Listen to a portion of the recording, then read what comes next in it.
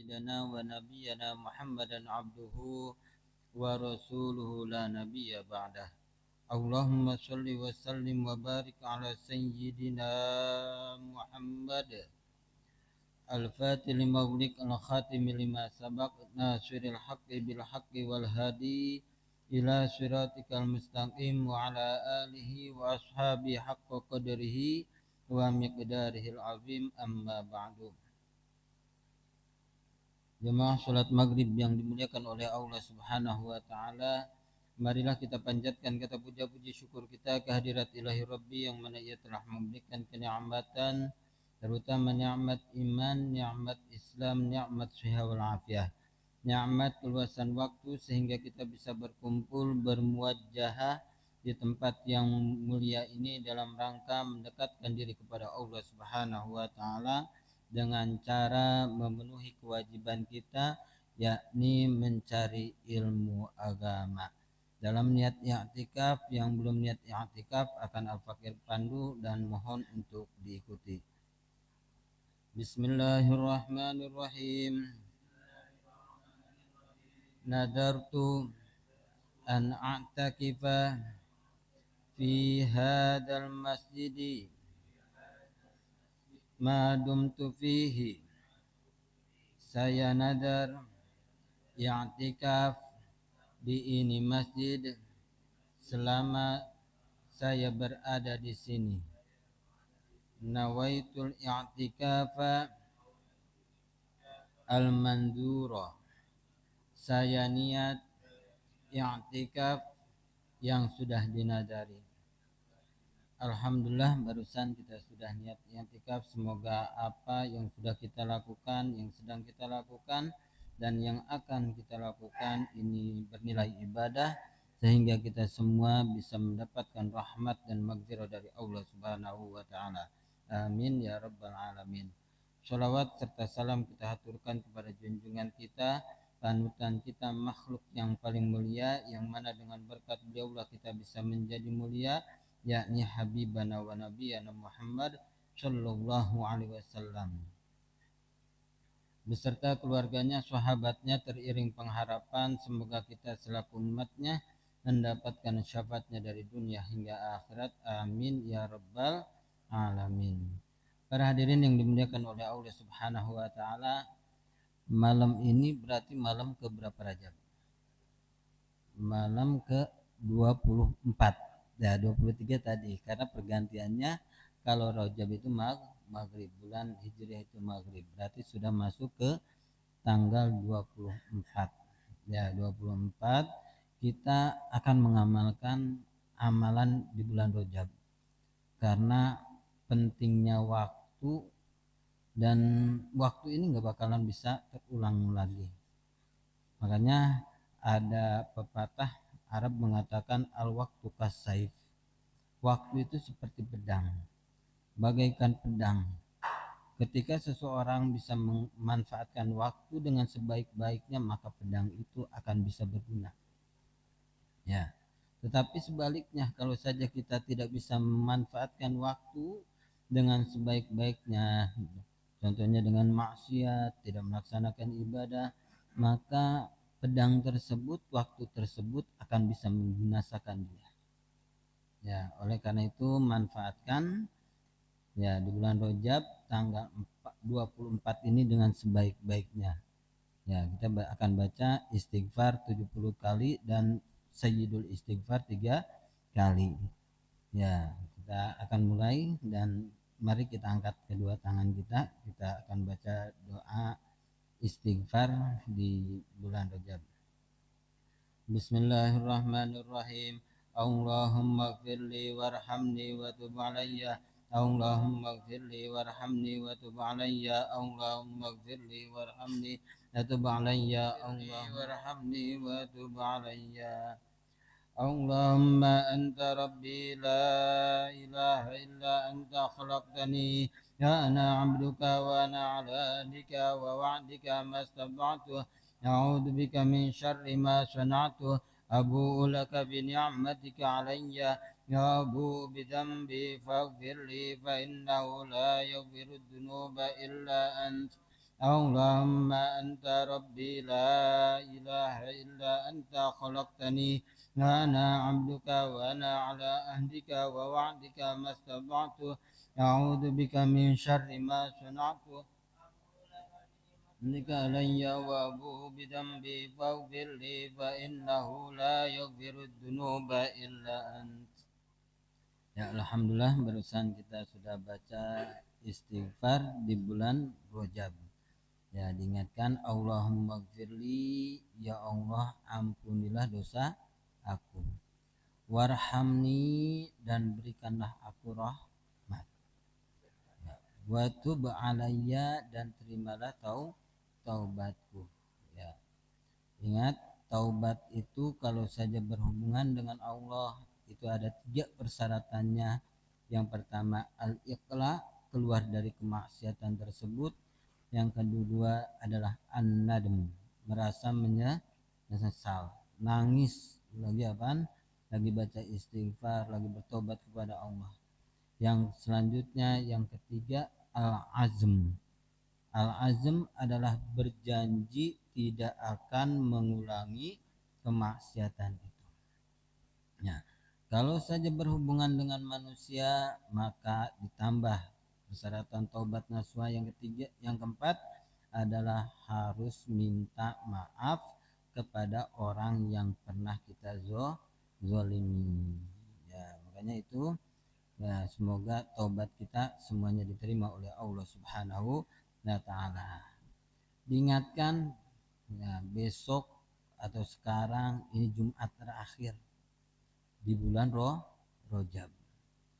Salah satu amalan masih di dalam kitab Kanzun Najah was Surur. Nah, Kanzun Najah was Surur, setiap Jumat terakhir di bulan Rajab ini ada amalan dari para ulama. Salah satunya ketika khotib sedang duduk di antara 2 khutbah, kita baca Ahmadur Rasulullah, Muhammadur Rasulullah. Ya, Ahmadur Rasulullah, Muhammadur Rasulullah. Ya, Ahmadu Rasulullah, Muhammadu Rasulullah, Muhammadur Rasulullah. Ya, Ahmad ini adalah salah satu nama Nabi Muhammad Shallallahu Alaihi Wasallam. Rasulullah itu utusan Allah. Muhammadur Rasulullah dan Nabi Muhammad adalah utusan Allah. Baca 35 kali. Ya, insya Allah rezeki kita di tahun tersebut ini akan mudah. Ya, akan mudah dari Allah Subhanahu wa taala dikasih dengan wasilah membaca doa Ahmadur Rasulullah, Muhammadur Rasulullah. Ya. Ad-doa usilahul mukminin, doa itu senjatanya orang mukmin. Ya, senjatanya orang mukmin. Ini banyak banget kisah-kisah tentang orang-orang terdahulu. Ya, ngandelin doa terus ikhtiarnya nggak begitu benar-benar, tapi karena doa, nah dia dengan Allah Subhanahu wa taala, dekat dengan Allah Subhanahu wa taala, rezekinya luar biasa. Ya, rezekinya luar biasa. Salah satunya guru Al-Fakir, ya namanya Kiai Haji Adam Badruddin Purwakarta, pesantren Cipulus. Beliau memberikan cerita kepada santri-santrinya, termasuk Al-Fakir juga dulu.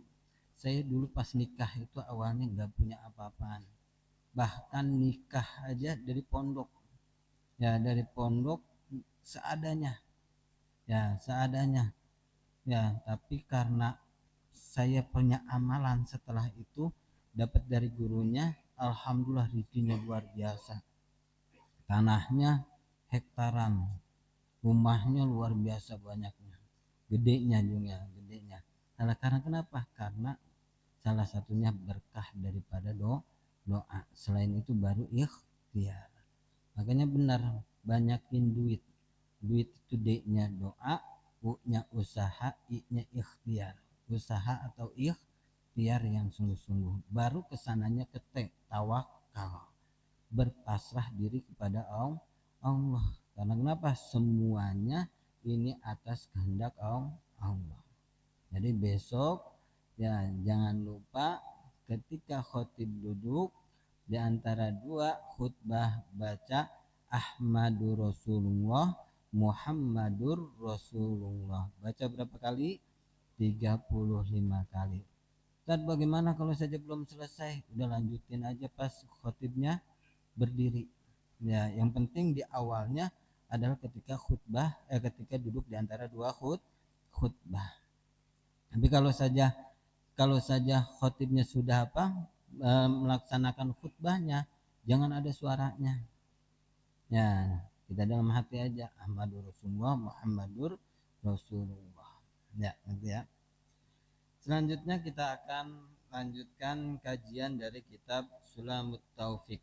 Ya, sulam ingat tangga atau fikih tangga untuk mendapatkan kemampuan melaksanakan taat dan melaksanakan ibadah kepada Allah Subhanahu wa taala. Taufik itu khalqu qudratit ta'ah fil abdi. Ya, melanjutkan pembahasannya yang selanjutnya adalah wa annahu sallallahu alaihi wasallam khatamun nabiyyin.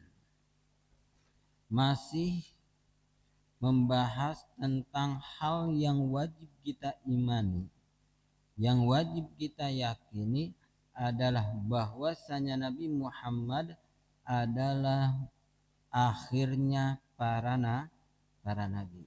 Ini wajib. Nah, keyakinan kita nggak boleh diganggu, nggak boleh dirubah. Kalau saja ada orang yang mengaku bahwasanya dia seorang nabi setelah Nabi Muhammad SAW, terus kita ikutin, wah keluar dari agama Islam. Naudzubillah min dzalik.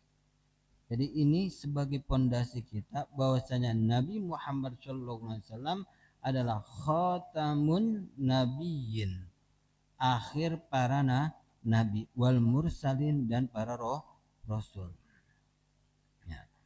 Di sini dijelaskan khatamun nabiyyin, akhirnya para nabi itu fil wujudil kharij. Dalam kenyataannya memang Rasulullah Shallallahu Alaihi Wasallam ini akhir para nabi dan rasul.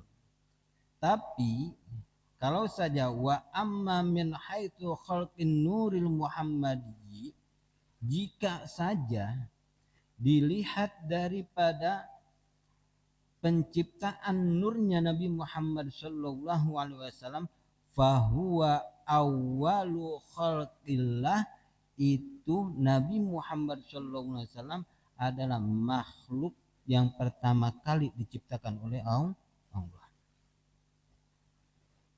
Berarti bagaimana? Fahuwa sallallahu alaihi wasallam al-awwal wal akhir. Nabi Muhammad sallallahu alaihi wasallam bisa dikatakan yang pertama karena kenapa? Karena Nabi Muhammad adalah nurnya paling duluan diciptain oleh Allah Subhanahu wa taala. Dari nurnya Nabi Muhammad sallallahu alaihi wasallam diciptakanlah makhluk-makhluk yang lain.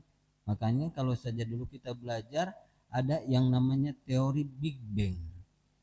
Ya, teori Big Bang. Yang mana dari nurnya Nabi Muhammad SAW itu diciptakanlah yang namanya surga.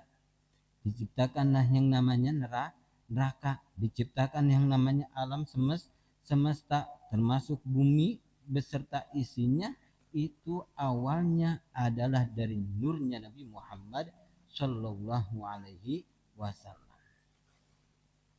Ya, itu bisa Nabi Muhammad bisa dikatakan al-awwalu, yang pertama, wal akhiru, dan juga bisa dikatakan yang akhir. Karena kenapa? Nabi Muhammad akhir daripada para nabi dan para rasul. Tidak ada nabi dan rasul lagi setelah Nabi Muhammad Shallallahu Alaihi Wasallam. Bahkan nanti ketika Nabi Isa alaihissalam turun ya, di akhir zaman, pada saat akan menjelang kiamat, Nabi Isa alaihissalam statusnya bukan menjadi nabi, tapi menjadi umat Nabi Muhammad Shallallahu Alaihi Wasallam. Ya, ini harus kita jadikan pegangan. Nabi Muhammad adalah bisa dikatakan fil wujudil kharij, kenyataannya memang akhirnya para nabi dan rasul, tetapi kalau saja dilihat dari nurnya Nabi Muhammad SAW, beliau adalah al-awwal yang pertama. Dan selanjutnya yang wajib kita yakini dan kita imani, beliau itu wasayyidu waladi Adam ajma'in, dan pemimpin keturunannya anak Adam, Bani Adam, anaknya Nabi Adam. Jadi termasuk kita manusia semuanya kan keturunan Nabi Adam alaihissalam. Pemimpinnya siapa? Pemimpinnya adalah Nabi Muhammad Shallallahu Alaihi Wasallam.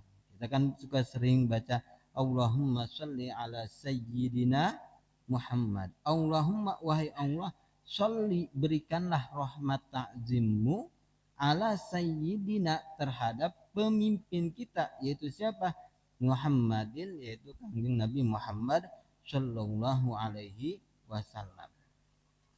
Jadi Nabi Muhammad Shallallahu Alaihi Wasallam sayyidu waladi Adam, pemimpin keturunannya Nabi Adam, ajma'ina, seluruhnya. Qala sallallahu alaihi wasallam, Nabi Muhammad sallallahu alaihi wasallam pernah mengatakan, au kama qala, ana sayyidu waladi Adam wala fakhra. Aku, ya, kata Nabi Muhammad sallallahu alaihi wasallam, adalah pemimpinnya keturunannya Nabi Adam alaihissalam, wala fakhra. Dan ini bukan termasuk ya berbangga diri. Ya, berbangga diri bukan termasuk sombong, kata Rasulullah SAW. Ya, makanya di sini dijelaskan ay ana sayyidu jami'i auladihi wala aqulu dzalika fakhran ay iftikharan bal tahaddutsan bin ni'mah. Ya, di sini dijelaskan, ditafsirin.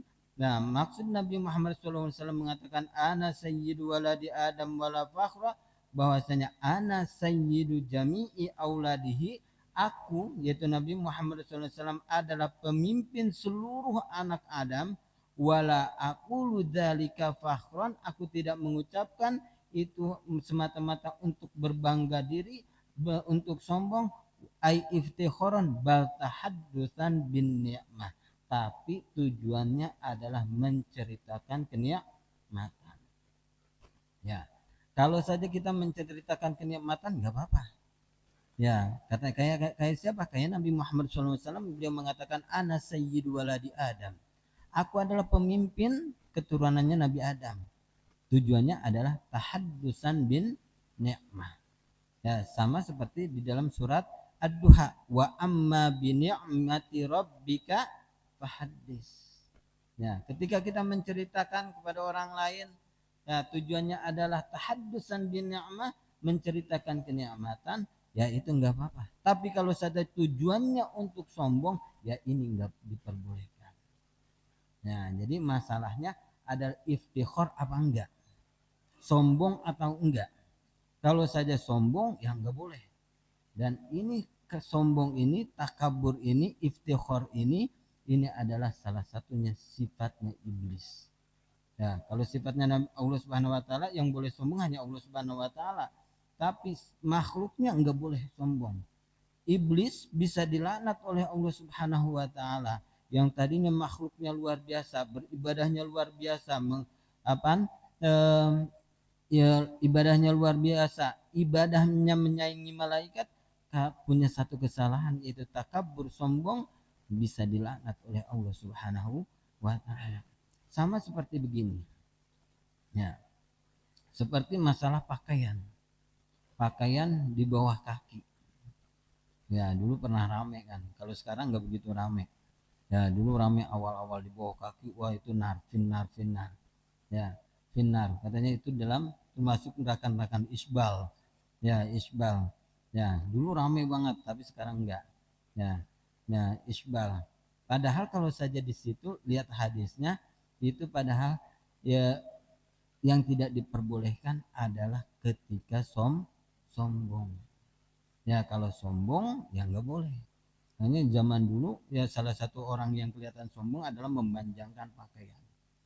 Ya, dalam satu riwayat sahabat Abu Bakar As-Siddiq juga ini ya melewati batas mata kaki pakaiannya. Ya, jubahnya itu melewati batas kaki tapi nggak ada tujuan iftikhar. Ya, makanya itu tidak itu nggak apa-apa. Jadi semuanya yang nggak diperbolehkan adalah tujuannya adalah sombong. Apapun itu.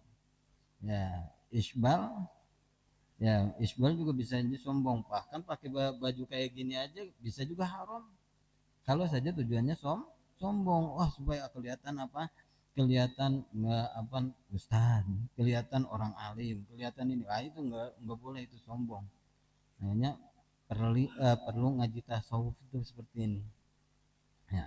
Jadi kita yang nggak diperbolehkan adalah sombong. Kalau saja tahaddusan bin ni'mah, menceritakan kenikmatan yang telah diberikan oleh Allah Subhanahu wa taala, itu diperbolehkan. Nah, di sini dijelaskan wa sayyid waladi adama ajma'in. Selanjutnya kita akan melanjutkan kitab faslun. Faslun yajibu ala kulli muslimin hifdzu islamihi wa shaunuhu amma yufsiduhu. Setelah kita sudah membahas tentang hal-hal yang wajib kita yakini, kita imanin, selanjutnya pasal ini akan membahas tentang hal yang wajib kita jaga sampai meninggal, sampai kita dicabut nyawa kita. Apa itu? Hifzu islamihi, menjaga Islam kita. Islam perbuatan, ya. Kalau muslim adalah orangnya, orang yang beragama Islam. Ya, kalau Islam perbuatannya. Nah, perbuatannya apa? Perbuatannya, makanya di dalam kitab syarah daripada Safinatun Najah di sana jelaskan yang dinamakan Islam adalah yaitu mentaati seluruh syariatnya yang dibawa oleh Nabi Muhammad Shallallahu Alaihi Wasallam. Ya, hifdzu islamihi, menjaga Islam kita, wa saunuhu amma yufsiduhu, dan menjaga dari hal-hal yang bisa merusak kita keluar dari agama Islam. Ya. Apa itu? Nah, wahya ar-riddah wa yubtiluhu wa yaqta'uhu. Di sini jelaskan wahwa ar-riddah. Riddah itu perbuatannya sama seperti Islam. Kalau murtad orangnya. Nah, jadi ada perbedaan. Riddah adalah perbuatannya, murtad orang yang melakukan riddah. Riddah itu apa? Keluar dari agama Islam. Wahwa afhasul kufri wa aghlazuhu hukman. Ya, afhasul kufri, riddah itu kufur yang paling jelek. Ya, kufur yang paling jelek. Kalau kafir asli udah jelas. Tapi kalau kafir asli masuk ke dalam agama Islam, seluruh kejelekannya hilang. Ya, hilang. Sama seperti bayi yang baru lahir. Tapi kalau saja riddah, dia keluar dari agama Islam, maka seluruh amal baiknya dari mulai sholatnya, puasanya, hajinya, sedekahnya, semuanya itu hilang. Yang ada hanya apa? Kejelekannya.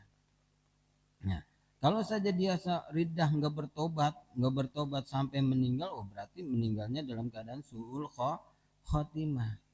Kalau saja dia masuk Islam, contohnya nih, ya contohnya, ya sekarang dia riddah, padahal nggak tahu dia itu riddah apa enggak. Karena kenapa? Karena banyak menyepelekan dalam segi ucapan. Nah, segi ucapan. Nah, terus pas sholat dia masuk lagi ke dalam agama Islam. Karena kenapa? Di dalam sholat ini ada yang namanya syahadat. Berarti pas mengucapin syahadat dia masuk ke dalam agama Islam. Yang ada hanya amal kejelekannya saja. Ya, pas masuk tinggal amal kejelekannya, amal baiknya semuanya.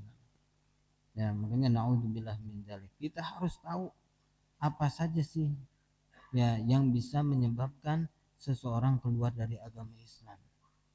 Nah, makanya di sini wal iyadu billah, aku berlindung kepada Allah Subhanahu wa taala dari perbuatan yang namanya riddah. Ketika ada seorang yang sudah riddah, dia tahu jelas-jelas riddah. Ya, riddah, keluar dari agama Islam, murtad kalau bahasa kitanya. Kita suruh untuk bertobat kepada Allah. Ya, bertobat kepada Allah. Di dalam kitab Fathul Mu'in di sana dijelaskan, ya, kalau saja dia sudah disuruh bertobat kepada Allah, nggak mau, ya maka boleh dibunuh. Tapi ingat, yang membunuhnya adalah pemimpin, ya pemimpin setempat. Kalau sekarang ya mungkin ya kepolisian, tapi kan kita ngikutin bagaimana negara kita, ya negara kita. Karena kenapa? Saking jeleknya orang yang berbuat riddah, keluar dari agama Islam. Tapi bukan berarti kita langsung ngebunuh, nggak boleh. Ya nggak boleh. Kita itu negara hukum. Al-adah muhakkamah. Kita kembalikan kepada kaidah fikih al-adah muhakkamah. Kebiasaan setempat harus kita hormati dan harus kita pegang untuk menjadi sebuah hukum. Ya, kita menghormati ya Undang-Undang Dasar Negara Republik Indonesia, Pancasila harus ditegakkan. Ya, memang hukum Islam seperti itu, tapi itu sebagai pegangan kita. Yang kita jadikan adalah kebiasaan setempat kita, Undang-Undang Dasar kita. Ya, terus apa lagi? Pancasila. Makanya di sini wal iyadu billah, aku berlindung kepada Allah Subhanahu wa taala dari perbuatan riddah. Naudzubillah min dzalik. Wa qad kasura. Nah, fi in wa qad kasura fi hadzal zaman at-tasahul fil kalam hatta annahu yukhriju min ba'dim al-fahdun tukhrijuhum anil Islam. Dulu ketika kitab Sulamut Taufik ini dikarang, ya pengarang kitab Sulamut Taufik mengatakan banyak sekali di zaman tersebut, apalagi di zaman sekarang, di zamannya apa kitab Sulamut Taufik dikarang, beliau mengatakan banyak sekali di zaman tersebut orang mempermudah dalam masalah ucapan. Ya, sedikit-sedikit manggil hai kafir. Naudzubillah min dzalik. Ingat, ketika kita ngucapin manggil seseorang ya yang beragama Islam, kita sebut hai kafir, itu ucapan bisa kembali kepada kita. Naudzubillah min dzalik. Itu ucapan bisa kembali kepada kita yang menyebabkan kita keluar dari agama Islam. Ya, ini banyak sekali anak-anak sekarang aja, anak-anak sekolah, saya sering capek itu ngomongin, jangan sekali-kali kalian ngomong manggil teman kamu hei kafir. Karena kenapa? Kalau saja dia benar-benar kafir nggak apa-apa, ya, tapi kan dia sholatnya sama dengan kita, syahadatnya sama dengan kita, dia melakukan apa? Melakukan puasa di bulan Ramadan, kita panggil kafir. Hati-hati ketika kita ngomong kafir tersebut, orang tersebut tidak kafir, maka kita sendiri yang menjadi kafir. Berarti apa? Itu orang tersebut sudah keluar dari agama Islam, riddah. Nah, dulu aja banyak seperti itu, apalagi sekarang. Sering nggak kita dengerin kayak gitu? Apalagi anak-anak kita, nah tetangga kita, masyarakat yang ada di daerah kita ajarin, kita ingetin. Makanya ini kitab Sulamut Taufik itu penting banget kita kaji, penting banget kita pelajari. Karena apa? Supaya membentengi kita dari apa? Perbuatan-perbuatan yang tidak diinginkan. Makanya putranya Mbah Maimun itu, Mbah Najih mengatakan, ya kalau sekarang itu yang paling bagus dikaji itu kalau fikihnya itu kitab Safinatun Najah, terus tasawufnya kitab Sulamut Taufik. Ya udah, insya Allah kamu amalin tuh dua kitab tersebut, insya Allah kamu selamat. Karena kenapa?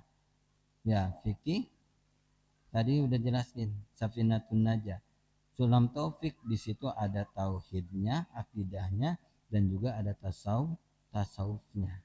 Tasawuf itu membersihkan diri kita dari perbuatan yang jelek. Ya, dari perbuatan jelek. Salah satunya apa?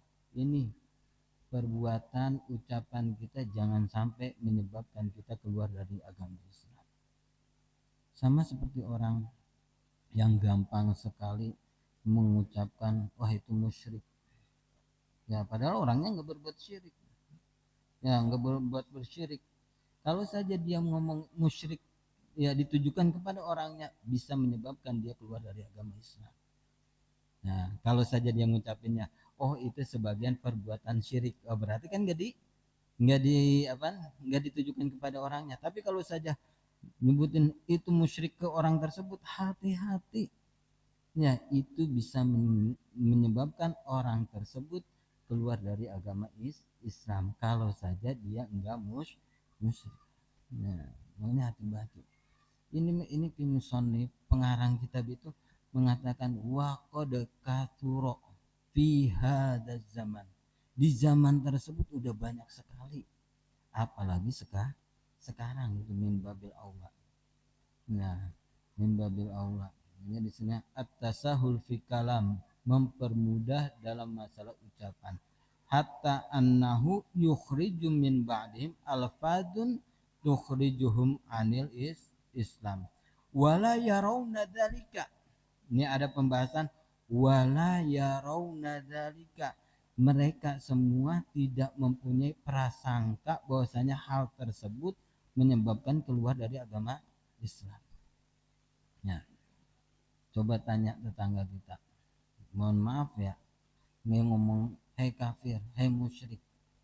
Mereka punya prasangka itu menyebabkan keluar dari agama Islam enggak? Kan enggak.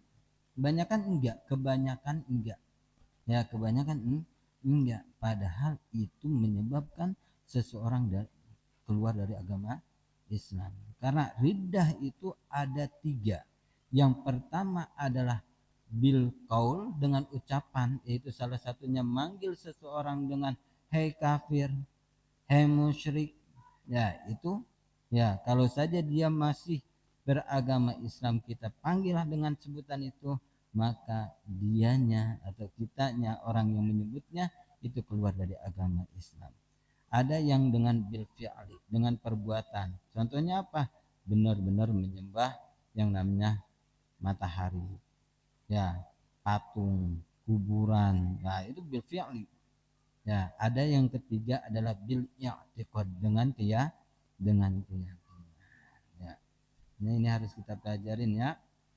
Jangan sampai kita melakukan 3 hal tersebut. Makanya di sini jelaskan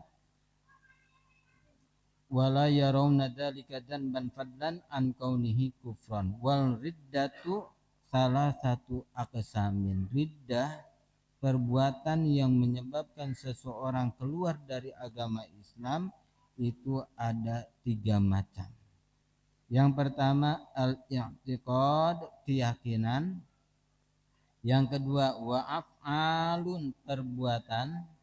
Dan yang ketiga adalah wa aqwalun, ucapan. Wa kullu qismin, setiap bagian dari yang 3 tersebut yatasya'abu syu'aban katsiratan. Ini mempunyai cabang-cabangnya yang banyak sekali. Faminal awal. Ya, kita akan bahas yang pertama dalam masalah keyakinan. Salah satu perbuatan riddah itu keluar dari agama Islam dalam masalah keyakinan, asyakku fillahi au fi rasulihi. Asyakku, ragu-ragu. Ingat bahasa syak. Syak itu kalau dalam masalah ini 50% 50%, seimbang. Itu masalah syak. Ya. Kalau waham di bawahnya. Kalau zon, ya zon itu udah di atas 50%, 70%, ya 80%, dekat ke yakin. Ya, dekat ke yakin itu zon. Kalau syak ini ragu-ragu 50%. Ketika dia ragu-ragu dalam apakah Allah Subhanahu wa taala itu ada atau tidak, itu hati-hati. Ya, itu bisa menyebabkan seseorang keluar dari agama Islam dalam bidang keyakinan, dari keyakinan. Ya, makanya yang pertama kali diwajibkan oleh Allah Subhanahu wa taala wajib kita pelajari adalah masalah akidah.